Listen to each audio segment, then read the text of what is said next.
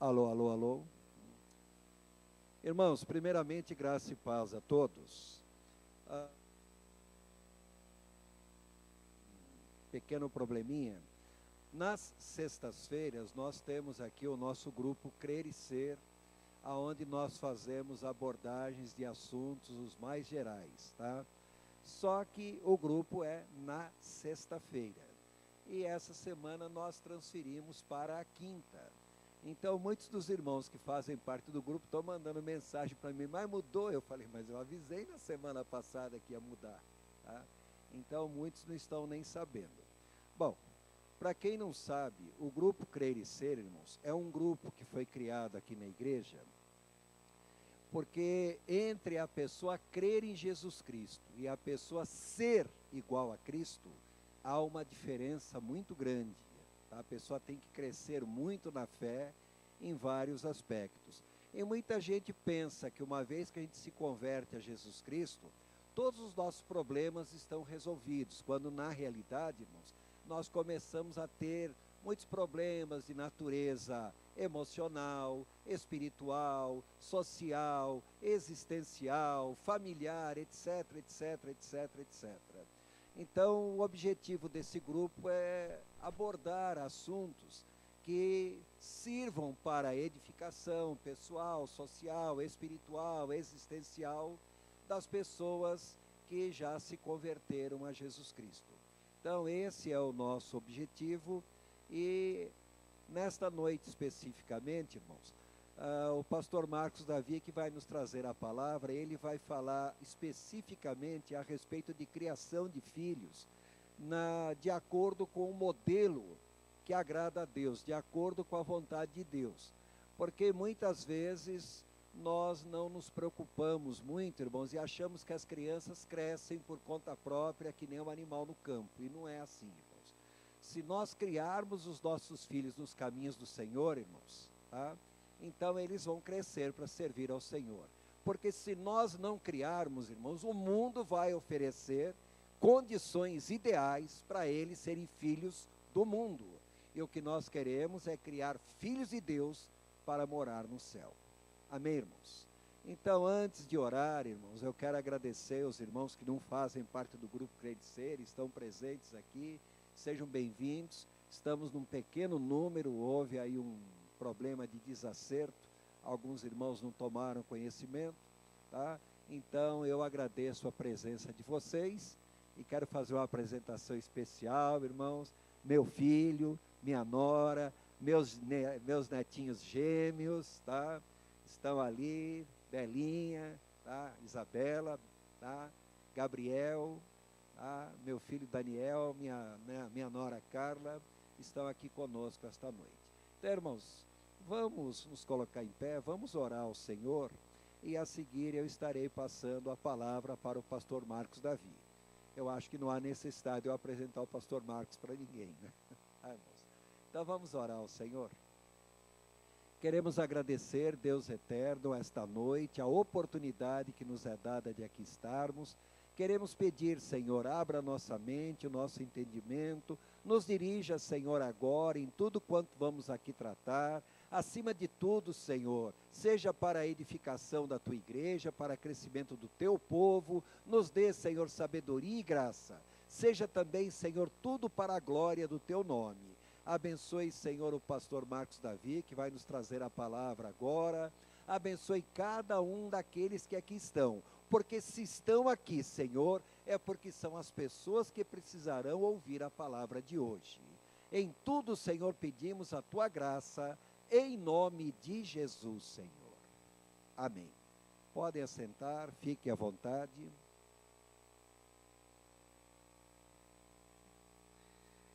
Graça e paz. Que bom que vocês vieram. E a gente vai, na verdade, bater um papo sobre a forma como Deus coloca sobre nós, enquanto pais, a expectativa para criarmos os nossos filhos como Ele espera.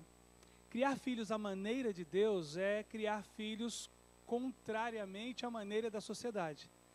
É bem verdade que a nossa tradição familiar, para cada um de nós, tem muitos benefícios, mesmo aqueles que não são criados no modelo bíblico, porque não conheciam a Cristo, receberam valores, né, da tradição, que eu acredito serem amparadas pelas Escrituras Sagradas também. Então nós vamos conversar, eu vou na verdade compartilhar com vocês, e com aqueles que nos acompanham pela internet. Então a gente está transmitindo também pela internet, porque muitos me pediram. Se você quiser, manda um WhatsApp para algum amigo, fala para ele entrar no Facebook da igreja e acompanhar também. Mas para você que nos acompanha pela internet, para vocês que vieram, uma das perspectivas da criação de filhos se deve muito à minha experiência quando eu me tornei pai há 14 anos atrás.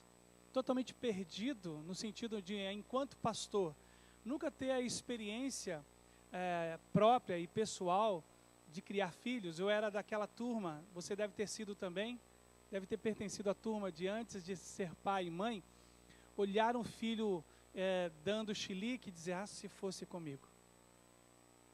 Ou você vê o filho, de alguma forma, fazendo uma malcriação e dizer, esse filho não está sendo bem educado.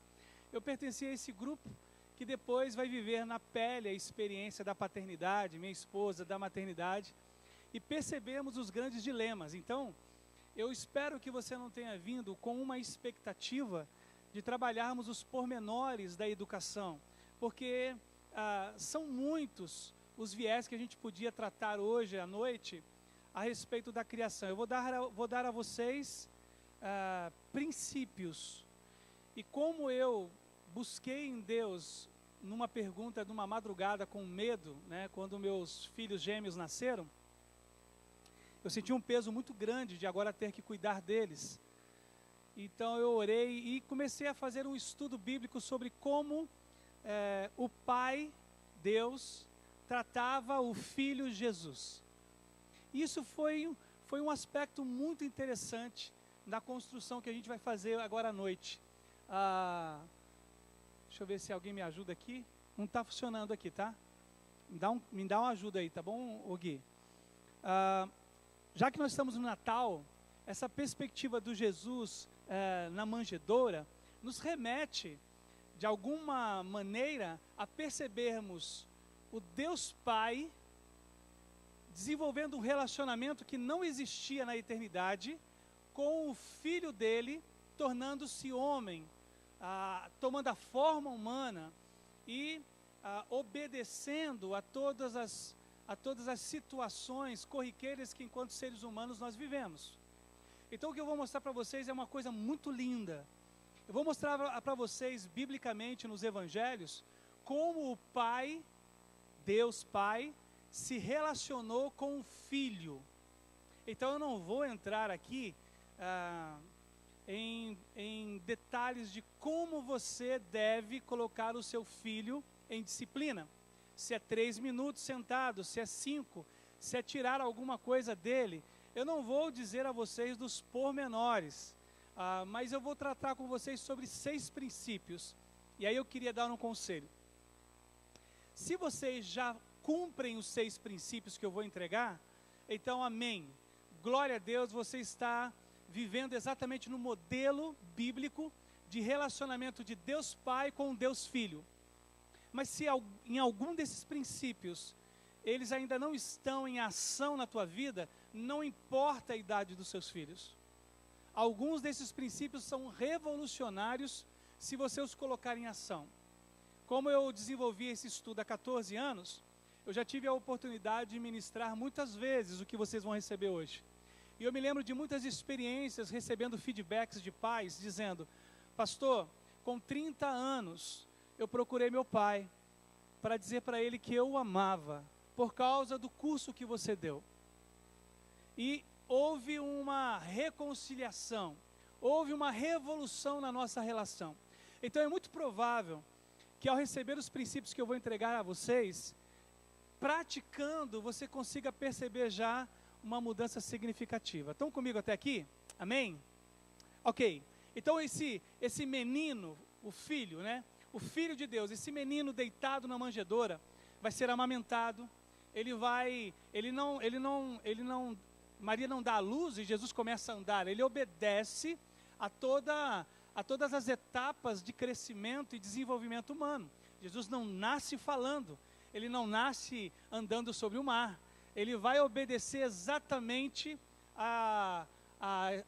o desenvolvimento natural de um ser humano. Então a gente podia aqui conversar sobre como Jesus pode ter se adaptado a esse nível de desenvolvimento físico, emocional. Isso seria muito interessante. Mas o que nós temos de registro salta do nascimento para os 30 anos dele. É aos 30 anos que Jesus inicia o seu ministério, convocando 12, onde se torna muito visível a relação dele com o Pai.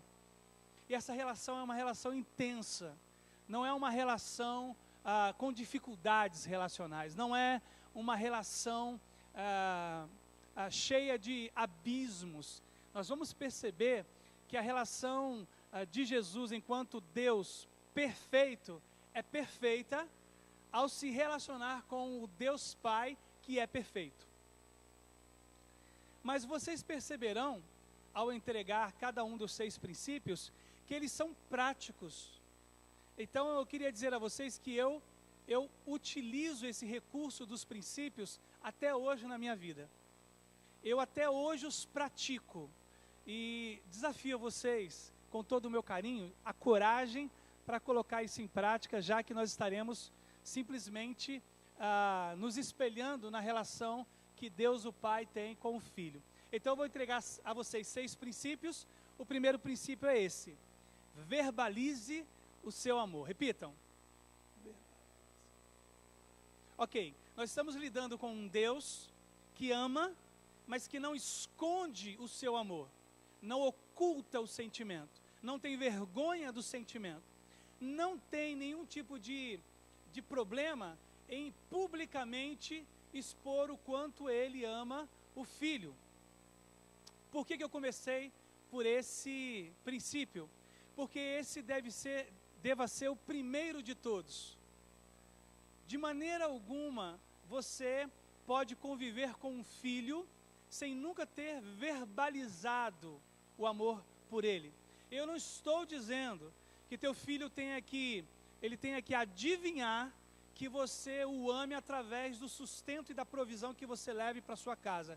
Eu não estou dizendo que teu filho tenha que adivinhar que ao final de um ano você tenha investido na educação dele. Eu estou dizendo que teu filho não poderia ter nenhuma sombra de dúvida do quanto você o ame, porque você expôs isso. Você disse isso com todas as letras. Ele ouviu na calada da noite, quando chegava em casa, no momento da mesa. Você nunca permitiu que isso fosse uma dúvida para ele. Aí eu queria mostrar para vocês um texto que eu gosto muito, de Mateus capítulo 3, versículo 17. Mateus capítulo 3, versículo de número 17. Diz assim: logo depois do batismo de Jesus, o Espírito desceu sobre ele com uma forma de pomba. E versículo 17, uma voz do céu disse: este é meu filho amado, que me dá grande alegria. Vocês sabem que para ter sido registrado nos evangelhos, foi necessário que alguém o testemunhasse o que nós acabamos de ler. Então imagine o Jordão e a margem do Jordão tomado por pessoas que procuravam João Batista para serem batizados. A gente acredita teologicamente ser muito provável que todos os que se preparavam para ser batizados por João Batista, eles ouviram a voz. A voz foi uma exposição pública, audível, do sentimento do pai pelo filho. Eu amo demais esse garoto. Eu amo demais esse menino. Eu amo demais a meu filho, Jesus. Essa é uma pergunta que a gente precisa fazer a si mesmo. Se nossos filhos, eles sabem que nós os amamos. Na revista Pais e Filhos, de novembro de 2013, uma matéria muito extensa na revista, tenta responder exatamente essa pergunta.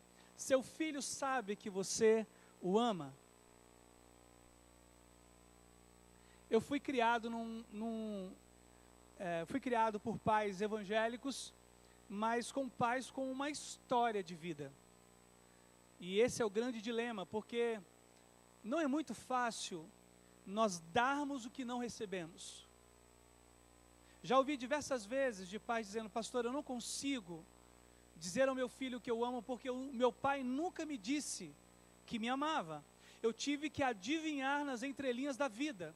Eu tive que perceber que, porque meu pai comprava roupa para mim, isso era uma expressão de amor e cuidado. Mas eu queria dizer uma coisa muito séria para vocês.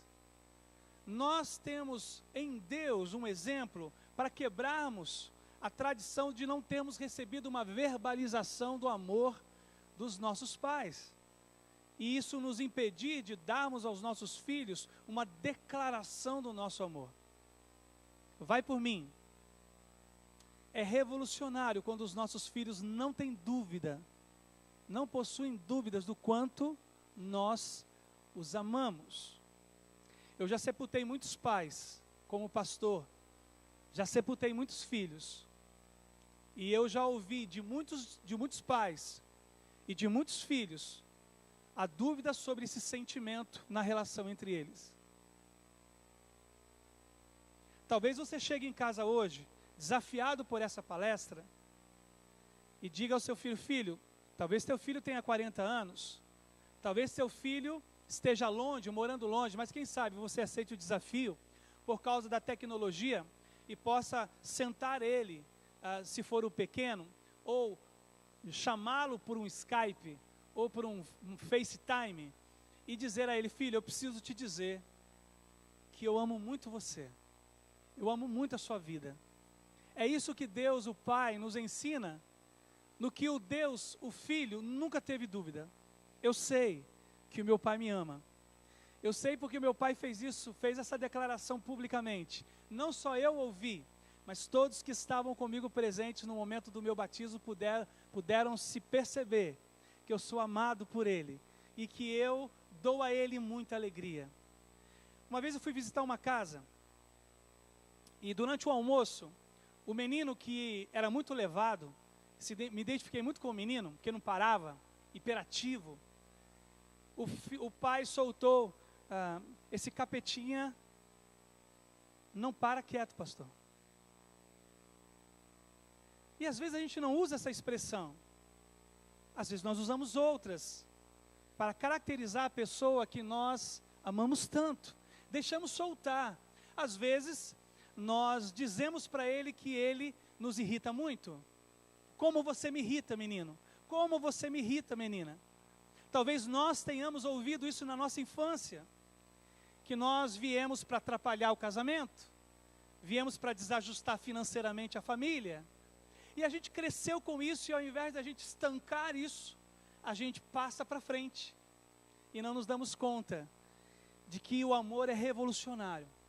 O amor não é para ser oculto, o amor não é para ser escondido, o amor não é para ser contido, o amor precisa ser expresso, precisa ser entregue. O amor, segundo o Pai, precisa ser verbalizado. Eu gosto dessa expressão, do Pai entregando ao Filho uma declaração de amor pleno. Antes de vir para cá, eu disse aos meus filhos no café, sentado à mesa, eu disse a eles: olha, vocês sabem que eu amo vocês.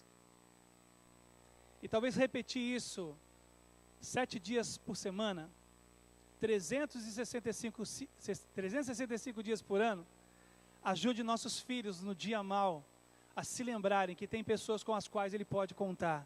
Por quê? Porque foi dito que eles são amados. Talvez quando um traficante procurar o nosso filho, nossa filha, e oferecer algo como uma expressão de carinho e afeto, para tentar conquistar a confiança dele, eles se lembrarão: não, eu tenho alguém que nunca me deixou ter dúvidas sobre o amor. Porque é exatamente o que o pastor Gilson disse, eu creio. Na carência dos nossos filhos, será o palco onde Satanás irá atuar. Se vocês disserem a eles o quanto os ama, desde já, bebês, se expressarem o quanto os ama, não haverá esse tipo de carência no coração deles por procurarem se sentir amados, aceitos em algum grupo. Então talvez você tenha um filho de 17, pastor, pega mal eu dizer ao meu filho que eu ame, você está tremendamente errado. O Deus, o Pai, está nos dizendo que não pega mal não, pega muito bem. Poder dizer a alguém de 30 anos, o filho Jesus de Nazaré tinha 30 anos, pega muito bem expressar profundamente o quanto sentimos em relação ao nosso filho. Segundo princípio, comunique-se com seu filho. Esforce-se por construir uma ponte de comunicação com seu filho. Como eu fui pai aos 34 anos de idade, eu perdi o feeling dos verbos, dos olhares, das percepções naturais para se construir uma linguagem que comunica. Eu tive que reaprender com meus filhos. Filhos com 4, com 5, com 7 anos. Filhos com 30 anos. Eles exigem um vocabulário próprio para que a comunicação ela seja efetiva. Você precisa procurar se comunicar com o seu filho. Se seu filho é menor em estatura que você tem que procurar descer ao tamanho dele. Então, quando os meus filhos eram pequenos, eu me ajoelhava para poder conversar com eles, olhos nos olhos. Porque a comunicação com os olhos é muito boa. Quando os meus filhos agora estão entrando na adolescência, eu tenho que descobrir a forma de me comunicar com eles, senão eu estabeleço um abismo na linguagem. Todos nós que somos casados, a gente teve que identificar e construir uma linguagem de comunicação dos nossos sentimentos com o nosso esposo, com a nossa esposa. Na mesma medida se dá com os nossos filhos. Vocês precisam aprender a se comunicar, mas comunicar não apenas o sentimento do amor, comunicar-se com os olhos. Eu sou de um tempo crescido na igreja, em que quando eu estava fazendo alguma coisa, os olhos do meu pai me alcançavam. Já viveu isso aí também? Só balança a cabeça se você já viveu, já, né? O meu pai, ele apenas me via e os nossos olhos se cruzavam, eu já sabia. Se você não parar agora, tem uma consequência em casa para uma disciplina. E eu parava. Era a forma do meu pai me comunicar um limite, me comunicar um ensino já dado. Então nós temos que aprender a nos comunicarmos. Você não pode aceitar, pastor, lá em casa quem fala com os meus filhos é a minha esposa. Você não pode aceitar, quem é a ponte do diálogo com os meus filhos é o meu esposo. Não, pai e mãe, os dois precisam construir uma linguagem, uma comunicação sadia com os seus filhos. E eu queria levá-los para esse texto de João, capítulo 11, versículos 41 e os versículos de número 42. Lembra que a gente está baseando todo o nosso diálogo aqui sobre a criação, a maneira de Deus, na relação de Jesus, o Filho, com o seu Pai, o nosso Deus eterno. João capítulo 11, os versículos 41 e 42, diz assim: Então rolaram a pedra para o lado, Jesus olhou para o céu e disse: Pai, eu te agradeço porque me ouviste. Versículo 42. Tu sempre me ouves, mas eu disse isso por causa de todas as pessoas que estão aqui, para que elas creiam que tu me enviaste. É como se Jesus estivesse explicando para a gente como é que ele e o Pai se comunicam. É evidente que era através da oração, era através do dia a dia, com algum sinal que o Pai transmitia, que o Espírito Santo dava a ele, porque nós já sabemos, pela Bíblia, que Jesus, para se tornar homem como cada um de nós, ele teve que abrir mão de alguns poderes que ele possuía. E um dos poderes que ele possuía era a capacidade de estar presente em todos os lugares. Por isso, ele dependeu do Pai e dependeu do Espírito para ser guiado. Isso é lindo demais. Agora, se você tem uma caneta, deveria grifar nesse texto lido de João capítulo 11, o versículo 42, quando ele disse: eu sei que tu sempre me ouves. Eu sei, disse Jesus ao Pai, eu sei que tu sempre me ouves. Isso aqui é um tapa de pelica na minha face. Porque nem sempre os meus filhos poderiam fazer essa declaração. Será que estamos sempre dispostos a ouvir? Ou estamos sempre dispostos somente a falar? Porque comunicação nós sabemos. Comunicação é ouvir e falar. Não é apenas falar, não é apenas ouvir. Mas Jesus Cristo, ele tem uma expressão tão especial da forma como ele e o Pai se relacionavam, que ele vai fazer essa declaração profunda: Pai, eu sei que tu sempre me ouves. Eu não sei como é a sua comunicação com o seu filho, com a sua filha, mas eu sei que filho tem uma determinada linguagem e filha tem uma outra linguagem. Eu sei porque eu tenho 2 filhos homens e tenho uma filha mulher. E eu me comunico com eles de uma forma diferenciada. Mas não é só isso. Eu descobri que existe uma maneira diferente de se falar com um caçula.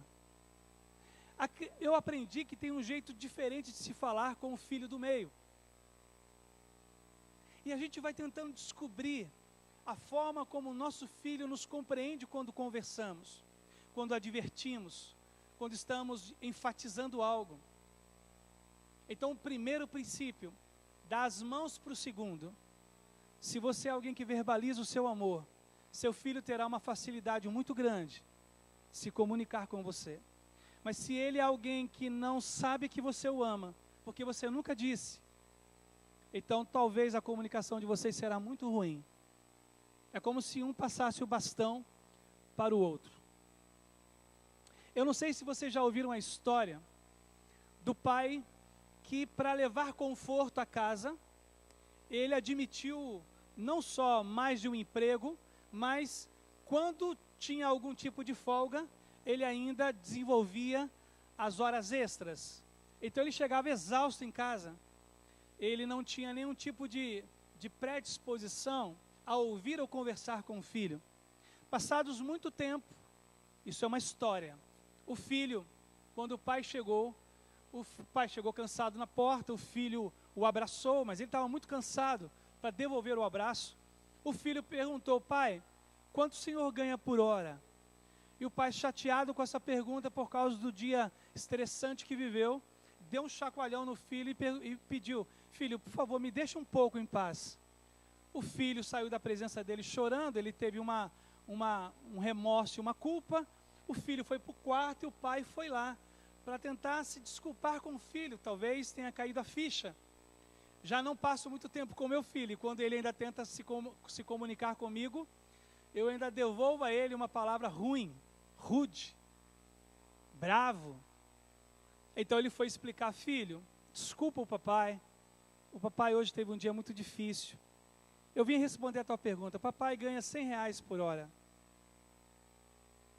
O menino não falou nada para o pai, foi até a sua gaveta, contou as mesadas que ele recebia, que estava guardando há tempos, separou R$100, voltou e disse: pai, me venda 1 hora.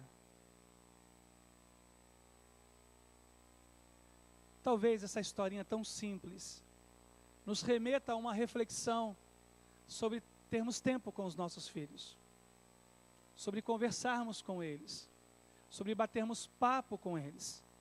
Meus filhos estão entrando na idade de adolescente. Eu fui atrás para ler sobre os desafios da adolescência, embora eu tenha passado pela adolescência. Que tipo de dificuldades talvez meus filhos estejam enfrentando? Quando a Giovana começou a usar óculos aos 3 anos de idade, eu a acompanhei para tentar perceber se o comportamento dela alteraria por um possível bullying. Porque eu me lembro na minha infância de amigos, aos 6, 7 anos, de amigos que usavam óculos naquela época, sofrerem algum tipo de discriminação. Por exemplo, eu me lembro muito bem, na minha infância, de alguém que tinha óculos ser chamado de 4 olhos. Então eu fiquei atento, será que a minha filha, ela vai sofrer isso também com 3 anos de idade? Então quando ela chegava em casa, eu ficava observando ela. Filha, foi tudo bem na escola? Foi tudo bem, papai?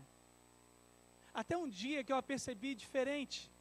Eu falei, o que foi que aconteceu, filha? As pessoas na minha escola estão me chamando de coruja. Eu nunca tinha percebido que talvez pudesse se chamar de coruja nessa geração, ou que se chamava quando eu era pequeno 4 olhos. Mas era uma forma, talvez inovada, do mesmo bullying da infância. Então eu pude ser amigo para ela aos 3 anos de idade. Percebam, não importa a idade que seu filho tenha, talvez ele tenha 30 anos e esteja vivendo um dilema no casamento. E se a tua comunicação é boa, você é bênção para ele, você é canal da graça divina, mesmo que ele tenha uma idade mais avançada, que você no fundo pense, ele já sabe o que fazer. A construção da relação de um pai e filho ultrapassa qualquer limite que a gente possa propor.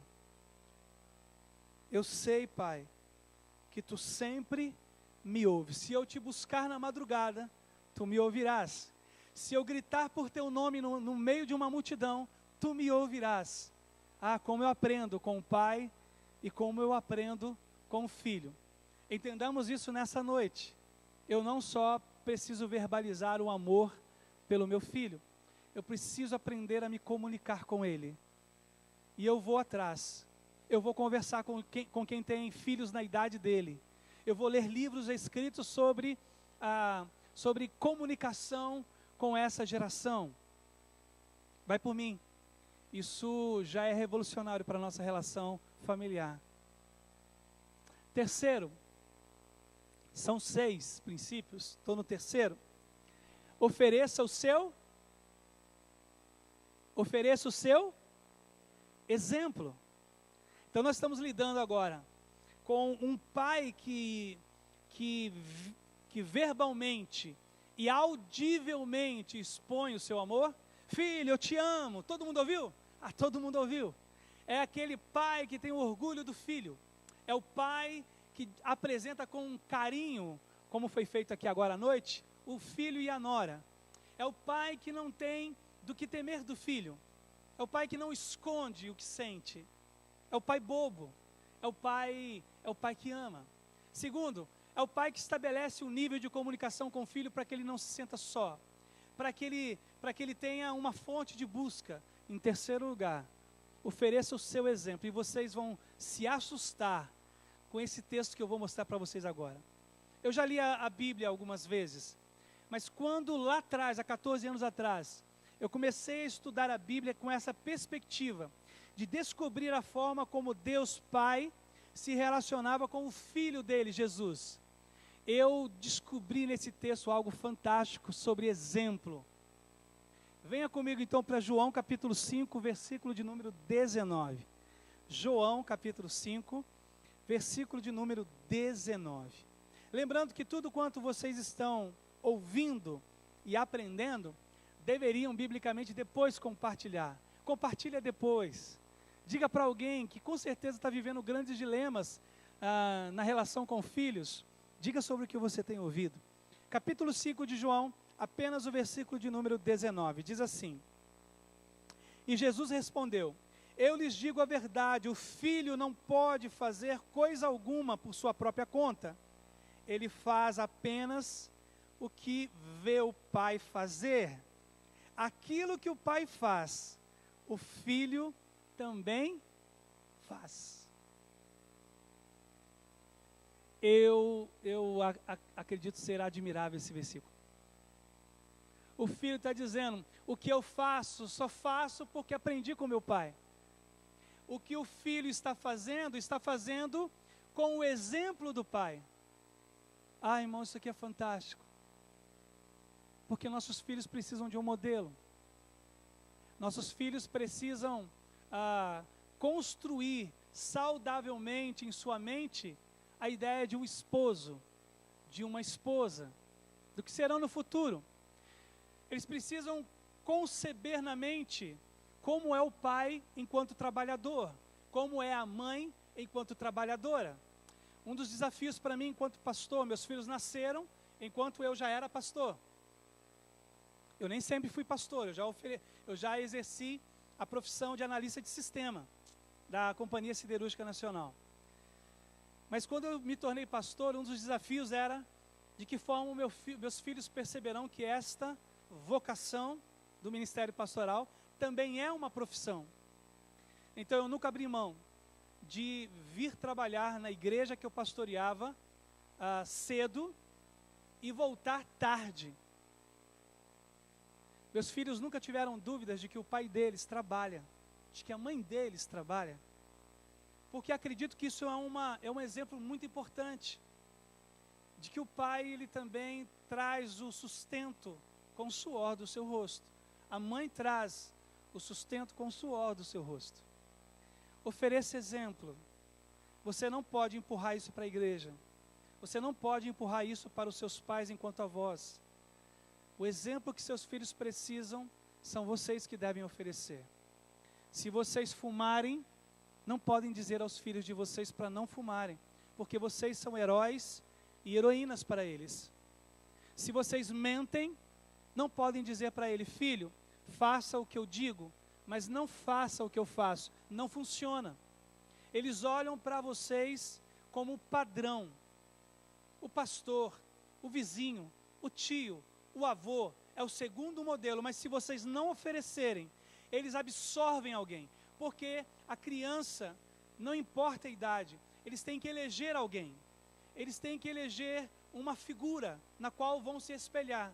Por isso os ídolos na adolescência, por isso Justin Bieber, por isso Selena Gomez, por isso um filme.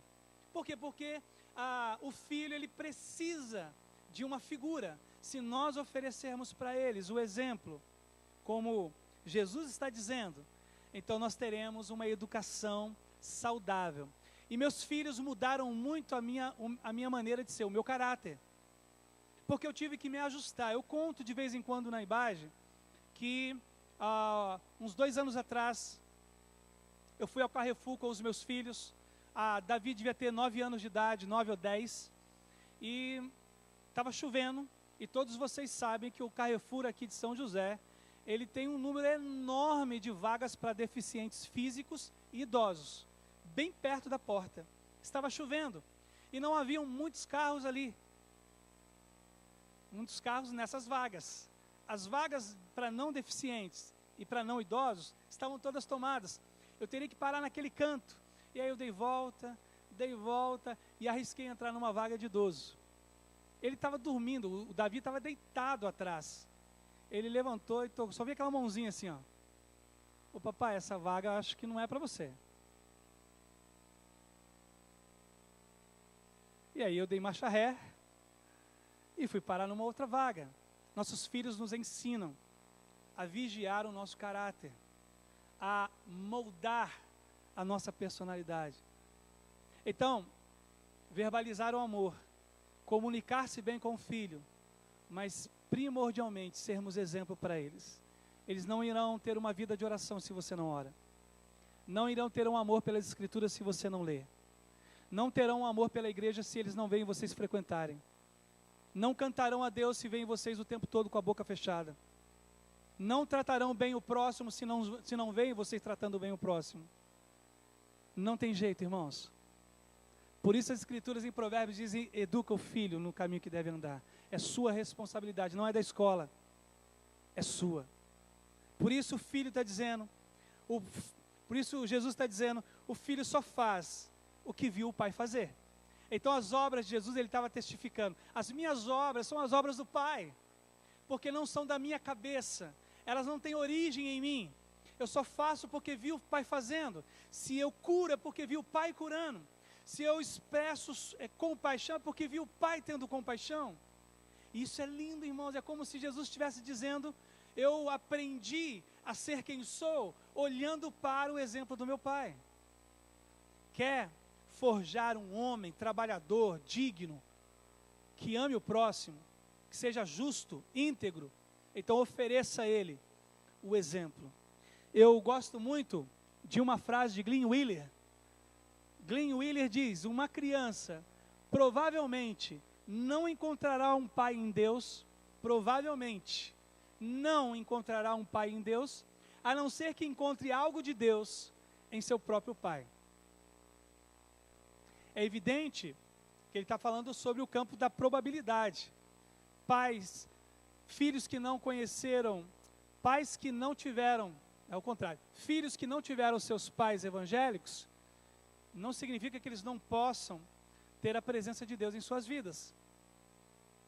Mas essa frase dele é uma frase muito significativa. Ofereça ao seu filho, claro, nunca, nós não somos perfeitos, não ofereça ao seu filho um grau de um exemplo perfeito, porque nós não somos.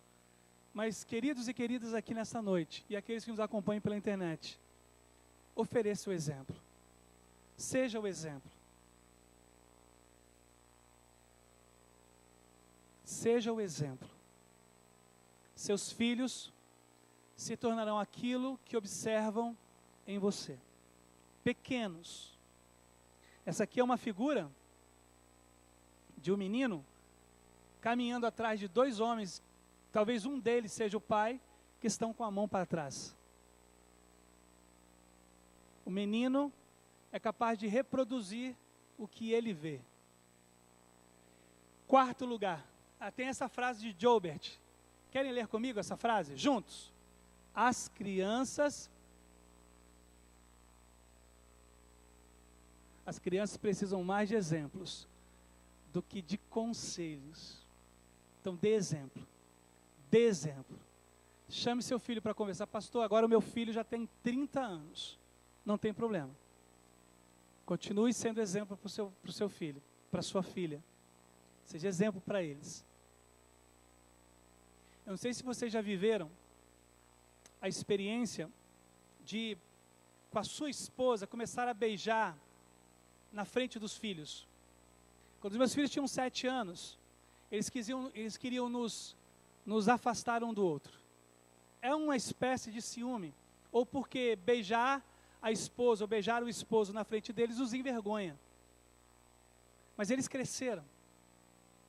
E um dia a gente conversando sobre futuro, casamento, namoro, a Giovana soltou uma coisa na mesa que me fez chorar. Ela disse: se eu um dia for procurar alguém, papai, eu queria muito que fosse alguém como você.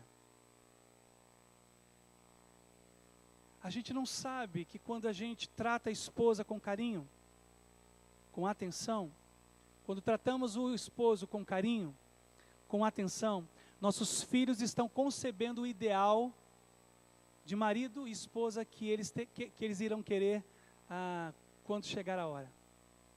Ofereçam o exemplo aos seus filhos. Quarto lugar, responsabilize seu filho. Então nós estamos no quarto princípio. Além desse, faltam mais 2. Vamos tentar lembrar dos 3 anteriores. Primeiro, verbalize o seu amor. Segundo, comunique-se com seu filho. Terceiro, seja um exemplo. E o quarto, então, responsabilize o seu filho. Nós temos hoje, principalmente essa geração de pais, nós temos o hábito de super proteger nossos filhos. Eu tenho 48. Eu assisti na minha adolescência um filme chamado O Menino da Bolha de Plástico. Quantos assistiram esse filme? Ok, todos da minha época, quarentões. Até o Guilherme, que é bem mais novo, já assistiu. O Menino da Bolha de Plástico. O filme discorria sobre pais que fizeram de tudo para proteger o filho que tinha uma doença autoimune. Ele não podia de maneira alguma pegar uma gripe. E criam aquele menino até que o menino tenha vontade de romper com aquilo. Nós fazemos isso na educação com os nossos filhos. Super protegemos os nossos filhos. E eles crescem sem saber o que fazer, porque eles nunca foram responsabilizados por nada. Quero mostrar para vocês um texto muito significativo da Bíblia, da relação do pai com o filho, de Mateus 4, versículo de número 1. Mateus 4, versículo 1.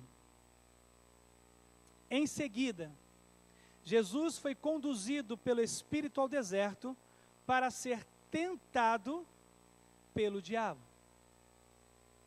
É como se o pai estivesse dizendo: filho, eu vou precisar, para o seu próprio bem, te colocar à prova. Sabe o que significa isso, irmãos? O pai agora colocaria a responsabilidade sobre os ombros do filho. Nós protegemos tanto os nossos filhos, que eles vão para o casamento sem fazer nada, sem saber fazer nada. Há meninas que estão se casando hoje, que não sabem cuidar da casa, porque na adolescência não foram responsabilizadas pelos seus pais, não receberam tarefas. Há casais hoje que não sabem lidar com o dinheiro, porque os pais não ensinaram seus filhos a administrarem os recursos, gradativamente, é claro, da competência da idade que cada um deles poderia ter. Responsabilizar os nossos filhos.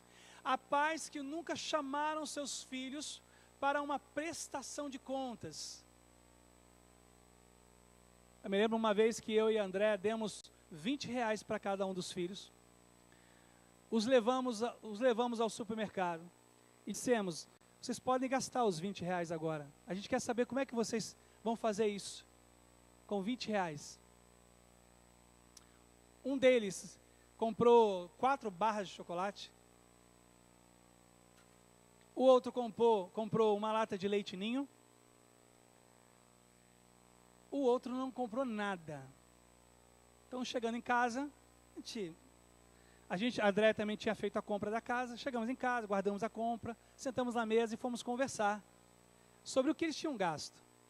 E aí foi interessante, o que tinha comprado 4 barras, dizer que ele queria agora guardar uma para cada mês, que ia comer pedacinho por pedacinho. Falamos: ok, você acha isso bacana? Eu acho bacana, papai. Eu vou ter agora uma barra de chocolate por mês. Joia. O outro que tinha comprado leite ninho, ele queria fazer, não sei se vocês fazem, mas é muito gostoso. Coloca o leite ninho num copo, coloca açúcar, não é verdade? Coloca um pouquinho de água, mexe, e fica aquela papinha maravilhosa. Eu falei para ele: legal, mas por que você guardou? Eu falei: papai, eu quero guardar para comprar uma coisa melhor. Aí eu perguntei para os 3, o que vocês acham que de vocês 3, quem vocês acham que de vocês 3 fez o melhor com os R$20? Isso é responsabilizar os nossos filhos por administração financeira. Os outros 2 que haviam comprado algo disseram: é verdade, eu não precisava comprar chocolate. De vez em quando o senhor chega com barra para a gente. O outro disse: para que eu fui comprar leite ninho se a senhora já comprou também aqui para nosso café da manhã?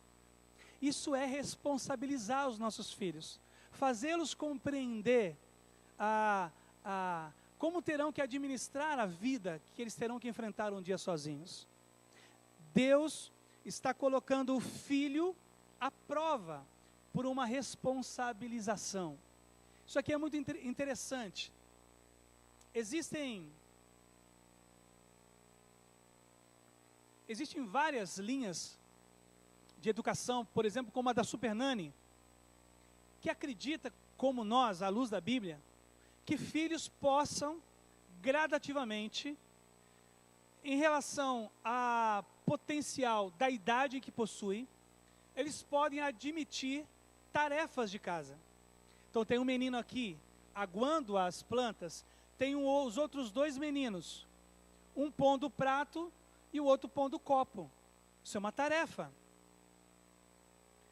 Responsabilizar os nossos filhos é extremamente importante, porque isso os emancipa, isso os prepara para a vida. Se você for na minha casa, vai ver colado sobre ímãs de geladeira, tarefas semanais. Cada semana, um dos 3 vai fazer uma coisa. Nós temos um cachorro. Então, um deles vai limpar o que o cachorro faz. Mas é uma semana, na outra semana é o outro, porque é um rodízio de tarefas em casa. O outro vai tirar o lixo naquela semana, vai recolher os lixos do banheiro e vai colocar lá onde se deve. O outro vai colocar a mesa e vai tirar a mesa. Nós estamos tentando ensiná-los, mas é o que eles podem hoje. Com 6 anos eles não faziam isso, faziam outras coisas. Tem que arrumar, além de arrumar o quarto, é claro e evidente. se nós começarmos a darmos pequenas tarefas que correspondam à idade, à consciência dos nossos filhos, nós estamos investindo neles. Como o pai que estava preparando o filho para o ministério pastoral, o ministério messiânico, o ministério da salvação da humanidade. Quando Jesus se depara com a provação e a tentação de não obedecer às propostas de Satanás, é o mesmo dos nossos filhos. Não, hoje eu não vou, de maneira alguma, eu não vou tirar o lixo. É uma tentação. Mas por que você não vai tirar o lixo? Se você não tirar o lixo, alguém vai ter que tirar. E nós estamos ensinando os nossos filhos sobre a dinâmica de profissão e recompensa que terão que enfrentar no futuro. Compreendem como a Bíblia, tão sabiamente, na relação do pai com o filho, nos instruem? E aí talvez você diga, pastor, eu vou começar a fazer isso. E talvez os filhos que estejam aqui vão falar, misericórdia, para que meu pai veio aqui? Estou lascado agora. Mas é a coisa mais gostosa, quando nossos filhos começam a se sentir competentes. Quando nossos filhos começam a ser elogiados pelo que eles fazem. Quando eles começam a cooperar com a dinâmica da casa. Nós estamos ajudando os nossos filhos a amadurecerem. Vai por mim, irmãos, isso é extraordinário. Por isso é que o pai submeteu o filho a uma provação, porque ele teria que enfrentar Satanás agora, por 3 anos durante o seu ministério. O filho foi preparado pelo pai. Nossos filhos, ao admitirem responsabilidades, se sentirão não só competentes, mas se sentirão úteis e valorizados. Recentemente, eu me deparei com um casamento em crise, e a reclamação dele é, pastor, ela não lava nem o prato. E eu não aguento mais isso. Eu fiz uma vez, 1 mês, 2 meses, eu tenho que passar minha roupa. Aí eu fui conversar com ela. Me conta a sua infância. Nunca recebeu nenhuma responsabilidade. A mãe sempre protegeu, dizendo, minha filha não terá que fazer isso. Talvez, eu não tive contato com a mãe dela, mas talvez ela, enquanto mãe, foi muito sobrecarregada. E teve então que expulsar do seu coração aquele trauma de ser muito usada, ser muito subjugada, entenderam? Aí você alivia o filho, mas prejudica. Então, tanto sobrecarga é errado, quanto a superproteção é errada. Então aprendamos com Deus Pai, que responsabilizar os nossos filhos é importante para a emancipação, para o crescimento e para a maturidade deles. 5º, saiba dizer não, saiba expor limites, diga que tem regras. E aonde você vai ver isso? Eu quero levá-los para o Getsemane. Nós vamos ver algo também extraordinário em Lucas capítulo de número 22, 42 a 44. Saiba dizer não, porque também nós somos uma geração que não diz não. A gente tem culpa quando diz não. A gente sente remorso para dizer não. Mesma coisa, porque nos disseram muito não. A gente disse que quando fosse pai, só iríamos dizer sim. E tanto nunca termos sido amados como devíamos, com amor verbalizado, uma comunicação ruim, uma ausência de exemplo, uma falta de responsabilidade enorme, nós fomos para o outro extremo. Então olha o que o texto diz de Lucas capítulo 22, versículos 42 a 44, diz assim: Pai, oração de Jesus, se queres, afasta de mim esse cálice, referindo-se à cruz, ao sofrimento da cruz, contudo que seja feita a tua vontade, não a minha. Então apareceu um anjo do céu que o fortaleceu. Ele orou com ainda mais fervor, e em sua angústia era tanta que seu suor caía na terra como gotas de sangue. E o pai não lhe respondeu sim. O pai lhe disse, não vou afastar de você o cálice. A gente tem que saber dizer não. E isso é duro para nós. É muito difícil dizer não para o filho. Pai, eu quero esse tênis. Filho, o papai não tem condição de comprar agora. Talvez mais para frente. Você tem tênis. Pai, eu quero assistir um filme hoje no cinema. Então hoje eu não vou te levar, filho. Pai, eu quero essa camisa. Não, eu não vou te dar agora. Se nós começarmos a impor e propor limites, e é evidente que agora não caberia mais um limite para filhos que foram emancipados para o nível do casamento. Nós sabemos que agora não temos um raio de ação para limitar, mas para quem é pai aqui, com filhos pequenos, adolescentes, eu queria encorajar vocês a proporem limites para os filhos de vocês. Só há uma maneira de seus filhos romperem com essa estabilidade de proposta de limite, é o casamento. Casei um casal querido agora no domingo, e dizia aos pais que pela cultura brasileira, trazer os filhos, a mãe entra com o filho, e o pai entra com a noiva, essa proposta da cultura é que eles estão entregando um ao outro, para que de agora em diante os dois decidam sobre suas vidas. Mas até esse dia, somos nós, os pais, que cuidamos dos limites dos filhos, que propomos sim e propomos não. Não é tudo não, irmãos. Na minha casa tem regras, tem limites, e eles dão chilique, eles fazem pirraça, às vezes eles batem a porta, com uma casa normal, às vezes eles acordam de manhã bicudo comigo, bicudo com a mãe, às vezes eles não querem tomar o café, tudo igual, é igualzinho, viu? Só que tem limites, tem regras em casa. Então, se nós não propusermos isso, agora vocês têm que imaginar, porque nós estamos lidando teologicamente e espiritualmente com uma ação da parte do pai que pareça muito cruel, mas lembrem que nessa relação de Jesus com o pai estava implícito a missão do filho de salvar a humanidade. Foi por isso que ele veio ao mundo, nascido de Maria, e que ele está pedindo agora para o pai exatamente poupá-lo do alvo de sua missão. Então o pai diz: não, você vai à cruz, filho, porque foi para isso que você veio, para isso que você veio ao mundo. Agora vocês têm que imaginar uma coisa muito interessante. Se o pai diz sim ao filho nessa história aqui, o que teria acontecido? Simplesmente, nós não teríamos sido salvos. Não é isso que ocorre quando nós, ao invés de dizermos não, dizemos sim. Colocamos muitos desdobramentos daquela atitude em jogo. Quando nós dissemos aos nossos filhos: papai, posso dormir na casa do meu namorado? E você diz: ok. E aí eles iniciam uma relação sexual e engravidam. Não é verdade que o não poderia ter preservado, poderia ter salvado, poderia ter poupado?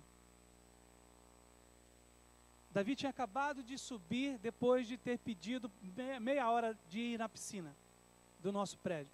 Foi na piscina, subiu, tinha tarefa para outro dia de prova. Ele foi até a varanda e olhou o amigo, que ele gosta demais, porque ele foi sozinho na piscina. Olhou o amigo na piscina. Ele voltou e disse: pai, mais meia hora? Eu disse: não. Aí é tudo isso que vocês possam imaginar. Bico com chilique, com... Tudo bem? Você vai estudar, filho. Eu vou estudar com você. Nós vamos estudar juntos. É pior ainda, irmãos. Você vai estudar quando ele queria fazer outra coisa. Mas eu disse não. Ele ficou bicudo, estudou mal. Outro dia de manhã acordei, dei um beijo nele, oramos por causa do café, fui para o meu trabalho, ele foi para a aula dele, cheguei em casa: e aí, filho, como é que foi? Foi tudo bem, pai. o dia correu, relação de volta, tudo bem. Mas porque a gente vai fazendo concessões que pareçam aos nossos olhos muito simples, uma hora nos perdemos. Eu não estou dizendo a vocês aqui que não haja algumas exceções, não estou dizendo aqui a vocês que a gente às vezes não passa por cima de alguma coisa, mas o que Jesus e o Pai nos ensinam é algo muito interessante. A gente precisa aprender a dizer não. Precisamos aprender a colocar limites. Mesmo que isso nos custe, quando o limite ultrapassado, uma disciplina. Eu tenho completo desacordo com a agressão física. Eu concordo que a agressão física não ajuda em nada os nossos filhos. Eu concordo que disciplinar fisicamente os nossos filhos, no momento de raiva, não é o melhor a ser feito. Então eu tomo todos os meus cuidados, mas eu os disciplinei dos 8 anos até os 11. 12, eu já mudei a minha disciplina, mas foi algo meu. Mas eu os disciplinei, mesmo quando havia todo esse amparo da sociedade de que não se deveria disciplinar com uma vara o filho. Mas preste atenção numa coisa, porque talvez alguém que nos ouça pela internet, ou alguém que esteja aqui, esteja ultrapassando o seu próprio limite de dizer não ao filho. Eu já vi pais dando murro no rosto do filho. Isso não se faz. Eu já vi e já ouvi de pais que bateram no filho com a havaiana no rosto. Isso não se faz. Eu já ouvi de pais que batem nos filhos com a vara nas costas. Isso não se faz. Não é assim que a Bíblia nos ensina. Mas a Bíblia nos ensina a disciplinar nossos filhos. Quando eles ultrapassam o limite imposto, eles precisam entender que deva haver uma advertência. Porque, irmãos, eles terão que experimentar isso na vida comum deles. Eles trabalham agora, emanciparam, 18 anos conseguiram um emprego, 17. Se eles faltarem, eles não recebem no final do mês. Se faltarem de novo, são demitidos. E nós temos que ensinar aos nossos filhos que essa é uma lei natural. Ultrapassou o limite, tem consequência. Sinal verde, amarelo e vermelho. Ultrapassou o vermelho, possivelmente você vai sofrer um acidente. Porque se nós não colocarmos isso na mente dos nossos filhos, que a vida tem limites, que se nós ultrapassarmos o limite, teremos consequências, eles crescerão como inconsequentes, irresponsáveis. Então proponha isso para eles. Lá em casa nós estamos agora na fase da perda de privilégio. Então tem nota que tem que estar bem na escola. Tem que ir porque está estudando. Porque precisa se dedicar e nós damos toda a competência do lar e ambiente para que estudem. Então, se tem nota ruim, tem perda de privilégio. Se não faz aquela tarefa estabelecida, perda de privilégio. Eles não apanham mais. Não tem mais disciplina física. Porque agora não funciona mais. 11, 12, 14, não tem mais um resultado saudável, uma disciplina física. Agora é perda de privilégio. Trabalhe com isso. 19, 20 anos, não tem mais essa consideração. É joelho no chão agora. É orar. É colocá-lo diante de Deus. Até que ele se case, ele deve honrar você, mãe, e você, pai, dentro de casa. Você não pode permitir a desonra. Mas não existe mais essa abrangência da perda. Preste atenção nisso. Isso é muito significativo. Às vezes nós queremos fazer isso com os nossos filhos, né? Quando pastoreava a PIB de Suzano, a primeira igreja batista de Suzano, há 8 anos atrás, uma menina marcou um horário comigo. Ela tinha 14 anos de idade.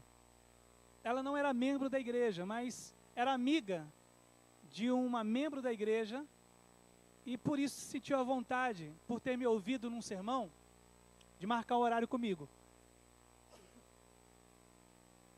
Então chegou o dia, a menina começou a me contar a história. Pastor, Eu estou aqui porque eu estou grávida. 14 anos.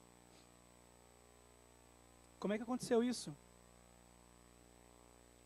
Então esse é o problema, pastor. O problema não era a gravidez. Então ela começou a me contar que conheceu alguém pela internet. Eles começaram a conversar pela internet. Trocaram fotos pelo Message, pelo WhatsApp. Ele propôs para ela que marcassem um encontro, mas ela disse, olha, vamos aproveitar que meu pai vai viajar e minha mãe também, e eu ficarei apenas um dia aqui, e você vem e a gente se encontra. E foi isso que ele fez. Bem mais velho. Os dois tiveram uma relação. E sabe o que ela sabe dele? Apenas o IP. Que ele tratou de se livrar. Então aquela menina não sabia quem era o pai. Não podia identificar o pai. E não havia ainda contado para os pais dela. E queria a minha ajuda para fazer isso. Eu não sei como é que vocês lidam com todo esse sistema tecnológico no qual os nossos filhos estão inseridos. Eu tenho uma regra em casa e ela nos tem salvado. Em casa ninguém tem senha de nada. É a mesma senha para todo mundo. Ninguém esconde nada de ninguém. Eu entro no Face da minha filha a hora que eu quero. Entro no Face do meu filho a hora que eu quiser. Eles entram no meu celular, eles sabem a senha do meu celular, e eles entram e sabem tudo que eu converso pelo WhatsApp. Eu entro na senha da minha esposa e sei tudo o que ela conversa, ela entra na minha senha. Em casa ninguém tem individualidade, não. E a gente descobriu que isso é uma grande proteção. Às vezes eu pego o celular dos meus filhos ou da minha filha e eu entro nos históricos para dar uma olhada no que eles têm visto. Eu ouço o que os meus filhos estão ouvindo. Isso não nos protege 100%, mas tem nos ajudado. Imponha limites. Outro dia meu filho estava ouvindo um rapper em inglês. Eu fui visitar o rapper, não nos Estados Unidos, a página dele. Peguei alguns rappers e vi a tradução.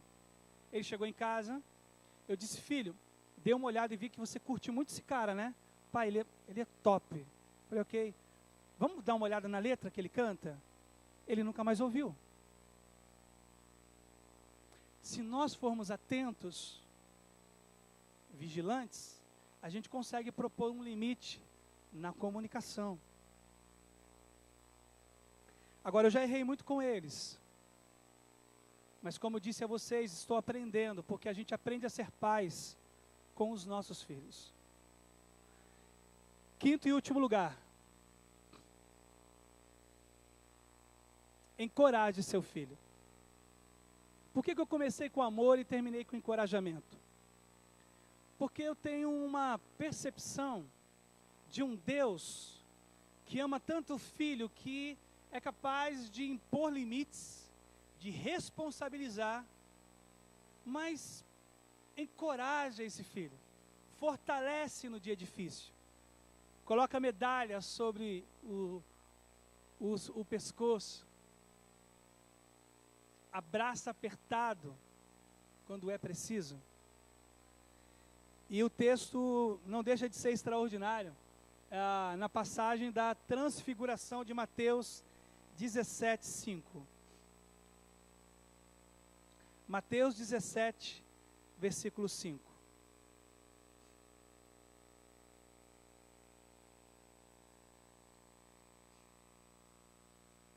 Diz que enquanto ele ainda falava, ou seja, enquanto Jesus falava, enquanto Pedro falava, uma nuvem brilhante os cobriu, e uma voz que vinha da nuvem disse: Este é meu filho amado, que me dá grande alegria, ouçam-no.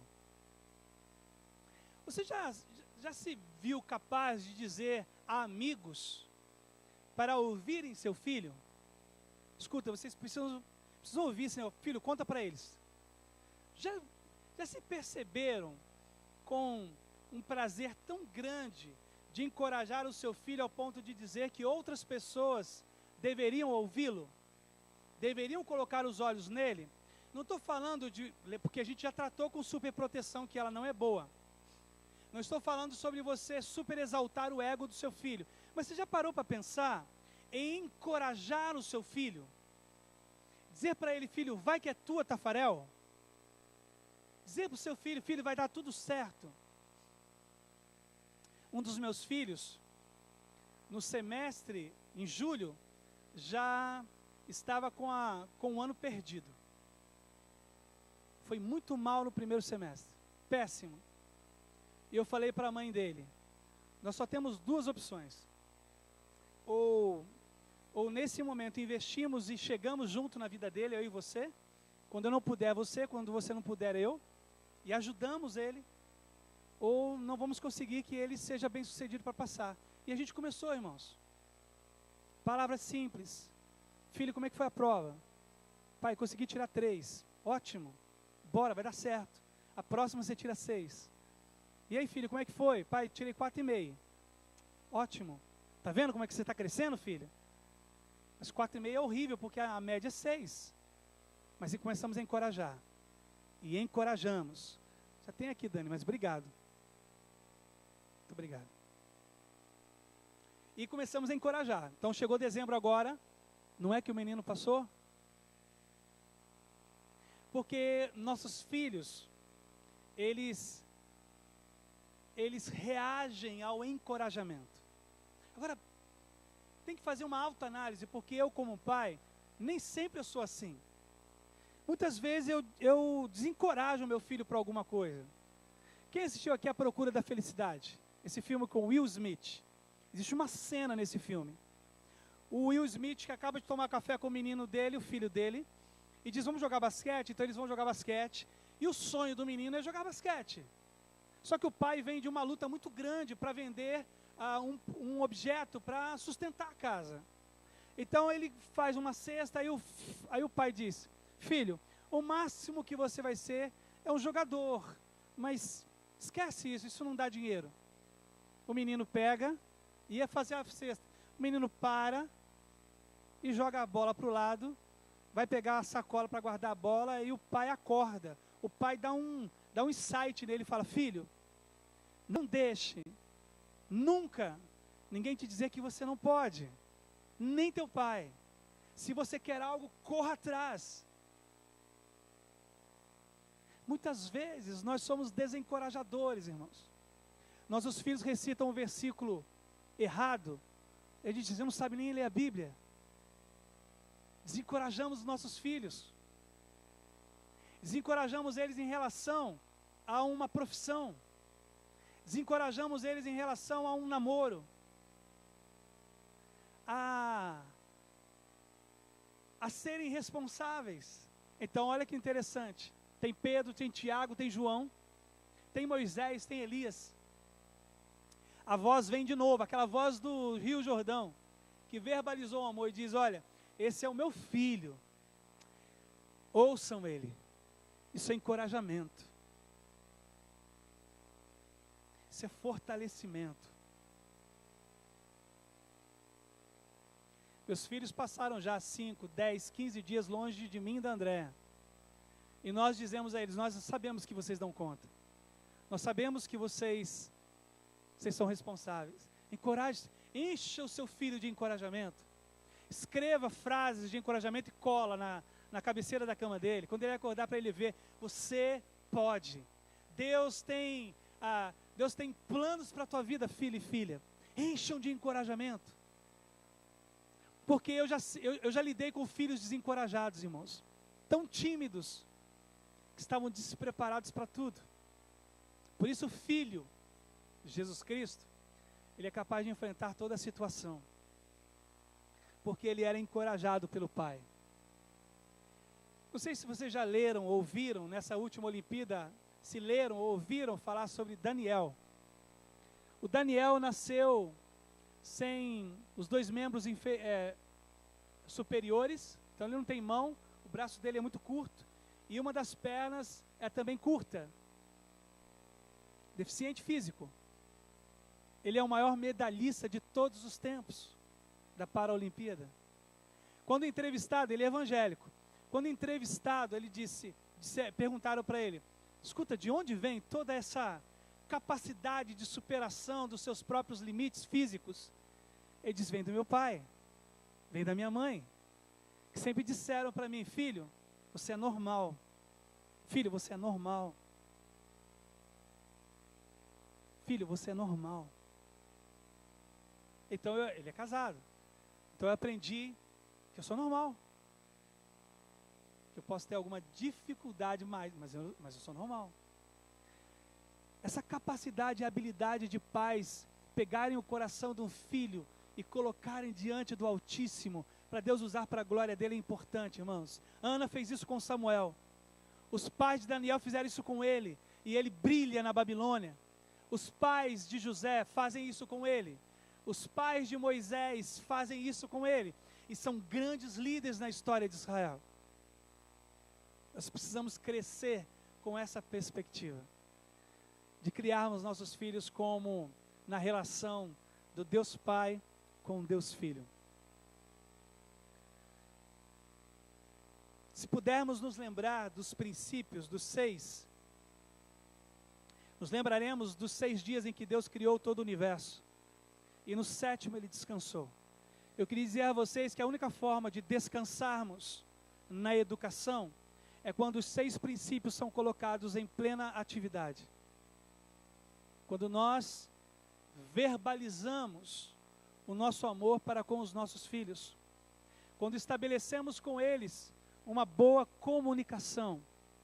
Quando nós nos tornamos exemplo para eles. Quando nós os responsabilizamos. Quando dizemos não impondo os limites que protegerão eles. E quando nós somos seus encorajadores. Eu pratico isso que ensinei a vocês há 14 anos. Eu queria muito que vocês reproduzissem isso agora na relação de vocês com seus filhos. Não importa se com 13 ou com 14 anos. Não importa. Se com 15 ou 20. Pastor, nunca falei para o meu filho, ele já tem 40 anos. Eu nunca disse a ele que eu o amava. Então diga. Talvez alguns dos outros princípios não dê para você fazer. Mas esse dá. O do encorajamento dá. Talvez você esteja agora ajudando seus filhos com os netos. Faça isso. E eu queria cantar uma canção. Está aí no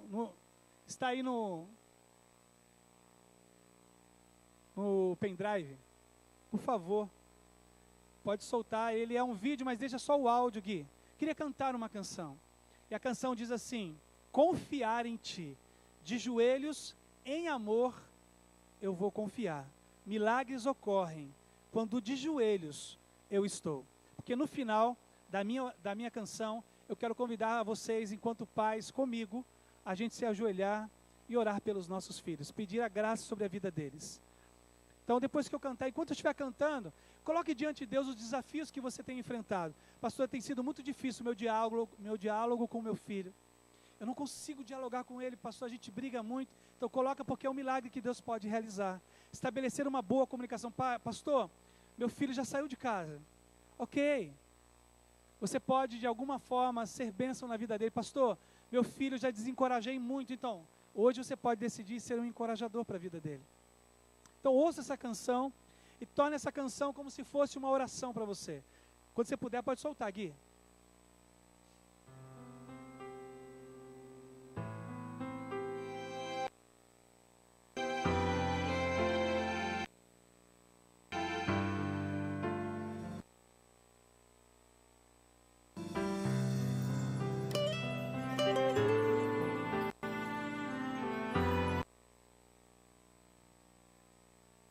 Tudo bem, te espera. Quem sabe você já não consiga pensar e colocar Deus diante, colocar seu filho diante de Deus agora. Quem sabe aqueles que nos acompanham pela internet também não possam agora, onde estão, colocar seus filhos. E os filhos aqui colocarem seus pais diante de Deus. Talvez esse seja um momento extraordinário no meio de semana, quinta-feira, para Deus para Deus ouvir de cada um de nós o quanto amamos nossos filhos, mas dizer a Deus enquanto Pai o quanto nós somos limitados. E para que Deus nos dê a graça de, pelo milagre, alcançarmos o coração dos nossos filhos.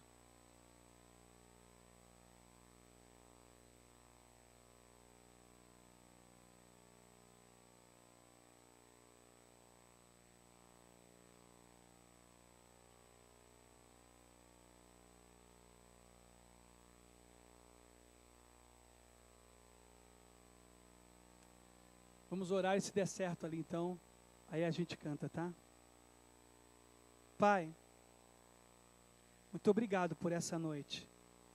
Obrigado porque o Senhor sabe exatamente o nível de dificuldade na relação com os nossos filhos que nós enfrentamos. O Senhor sabe das dificuldades, ó Deus, do dia a dia. O Senhor sabe que nós queríamos ser pais, ó Deus, que amem. Pais que pudessem ter uma relação saudável, afetiva, mas nós somos imperfeitos, Pai. E obrigado pelo exemplo da sua relação, Pai, com Jesus, o Filho. Obrigado porque pudemos aprender hoje, ó Deus, que amor não se esconde, amor se verbaliza. Ajuda-nos, Pai, a romper esse nível de timidez, porque o nosso Pai nunca nos disse, e assim a gente também não reproduz. Ajuda-nos a quebrar esse ciclo e sermos como o Senhor, ó Pai, pais que falam abertamente, sem nenhum tipo de vergonha, o quanto amam seus filhos. Nos ajude, Pai, a sermos como o Senhor, capazes de estabelecer um nível de comunicação que seja sadio. Pai, que desafio é esse, quando Jesus diz que o Senhor sempre o ouve, que nós sejamos capazes de oferecer tempo de qualidade com os nossos filhos, de podermos, ó Deus, responsabilizá-los, para que eles prestem contas e cresçam, ó Deus, e se sintam úteis. Ajuda-nos, ó Deus, a estabelecermos os limites, a sermos exemplo, a sermos encorajadores. É o desejo do nosso coração. Nos abençoe, Pai. A cada um, pai e mãe aqui nesta noite, a cada filho aqui presente que ouviu toda essa palestra, aos que nos acompanham pela internet, que o Senhor nos abençoe, nos proteja, para a Tua glória. É a nossa oração, em nome de Jesus, amém e amém. Pode soltar.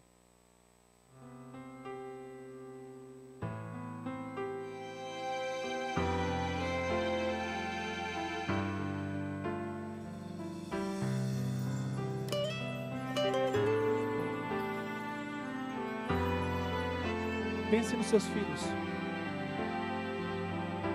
Pode ser que o sol pela manhã não volte a aparecer.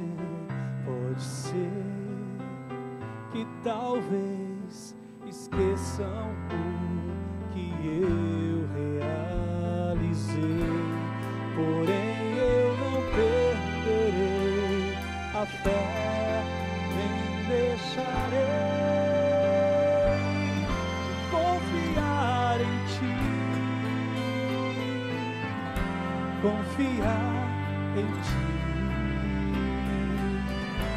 de joelhos em amor eu vou viver. Milagres ocorrem quando de joelhos eu estou.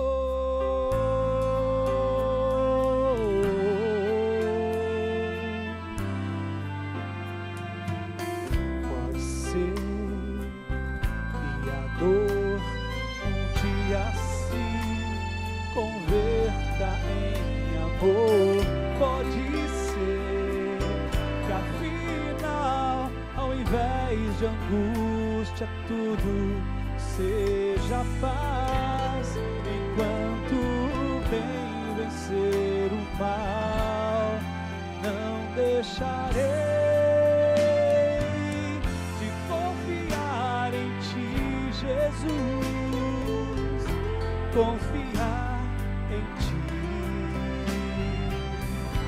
de joelhos em amor eu vou viver. Milagres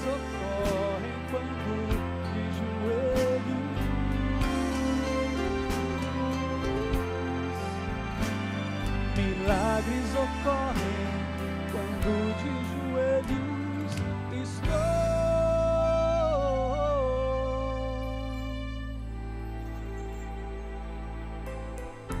Confiar em ti, confiar em ti. De joelhos em amor eu vou viver. Milagres ocorrem quando de joelhos.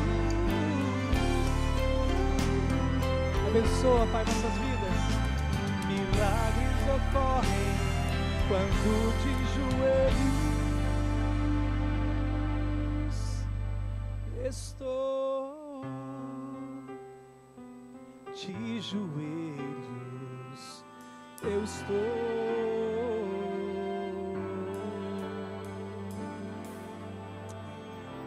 Deus abençoe cada pai, Deus abençoe cada mãe, para a glória do Senhor.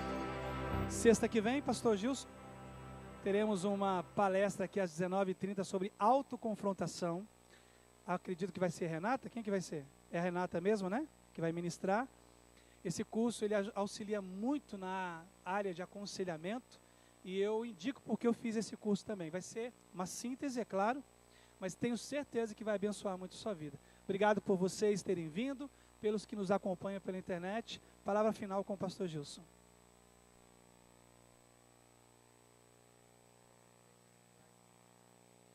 Irmãos, o pastor Marcos está falando que se alguém quiser os slides, estará disponível, tá? Irmãos, antes de encerrar, só um pequeno testemunho. Quando a minha filha do meio tinha mais ou menos uns 6 anos, por aí, eu não me lembro a idade, mas era mais ou menos uns 6 anos. Eu tinha uma Brasília, e estou eu dirigindo o carro e ela sentada no banco atrás. Na época não era obrigado nem o adulto usar cinto de segurança, né? Então, obviamente, ela estava sem cinto de segurança. Então, tinha hora que ela ficava em pezinho, a cabeça já batia no teto, né? Em dado momento, estou eu indo numa estrada, numa avenida. Dali a pouquinho, o semáforo fica de cor amarela. O que eu fiz? Eu acelerei o carro para passar. E quando eu chego no semáforo, o semáforo já passou vermelho, mas eu já entrei. Passei. Ela virou assim e falou: pai, o que o senhor fez? Foi um bom exemplo para mim, que sou uma criança. Irmãos, eu acho que se eu tivesse levado uma multa, não ia doer tanto quanto doeu aquelas palavras dela. Tá? Porque doeu, viu, irmãos? Eu virei para ela e falei: não, filho, o que eu fiz não foi um bom exemplo. Eu não quero que você nunca imite esse tipo de coisa, tá? E tenha em mente também que o papai não vai mais fazer isso. Irmãos, eu sou uma pessoa que procuro cumprir a lei. Eu sei que se na estrada está escrito que o limite é 80, eu estou vendo que todo mundo está passando a 100, 100 e muito. Não quer dizer que eu também vou me manter o tempo todo a 1,80, irmãos. Mas eu procuro respeitar. E às vezes minha esposa chega e fala: mas não tem ninguém. Eu falei: não tem ninguém, mas está dizendo que é 80, está dizendo que é 100, tá? Então, eu já tenho carteira de motorista, irmãos, há mais de 40 anos. Bem mais. Eu tirei carteira, eu tinha uns 20, né? 43 anos de idade, ou mais, que eu já tenho carteira. E nesses 43 anos, irmãos, só levei multa uma vez. Que eu posso dizer, a culpa foi minha, tá?